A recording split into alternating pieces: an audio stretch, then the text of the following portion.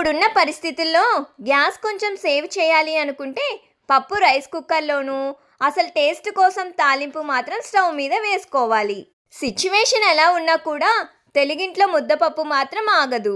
పప్పు ఉడకడానికి రైస్ కుక్కర్లో వేస్తే సరిపోతుంది, కానీ తాలింపు స్టవ్ మీద వేస్తేనే దాని రుచి డబల్ అవుతుంది. గ్యాస్ లేదని వంట ఆపేస్తామా? రైస్ కుక్కర్లో ముద్దపప్పు చేసేస్తాం. గ్యాస్ తక్కువ కానీ ఐడియా ఎక్కువ, అందుకే రైస్ కుక్కర్ ముద్దపప్పు. సింపుల్ వంట కానీ తింటే మాత్రం సూపర్ టేస్ట్ ముద్దపప్పు. రైస్ కుక్కర్లో పప్పు, గ్యాస్ మీద తాలింపు. ఇదే మన ఈజీ ముద్దపప్పు యొక్క సీక్రెట్. గ్యాస్ సేవ్ అవుతుంది, రుచి కూడా తగ్గదు. అలా ఉంటుంది ఈ రైస్ కుక్కర్లో చేసిన ముద్దపప్పు. గ్యాస్ లేదని బాధపడకండి, రైస్ కుక్కర్లో ముద్దపప్పు చేసుకోండి. సింపుల్ గా చేసినా తిన్నాక మాత్రం ఫుల్ సాటిస్ఫాక్షన్ అవుతాము. ముద్దపప్పు అంటే చిన్నప్పుడు రుచులు గుర్తొస్తాయి. తెలుగు స్టైల్ సింపుల్ వంటల్లో ముద్దపప్పు టాప్. వంట మాత్రం పూర్తయింది, కానీ ఇందులో ఒకటి వేయడం మర్చిపోయాము. అదేంటో మీరు గెస్ చేసి చెప్పండి.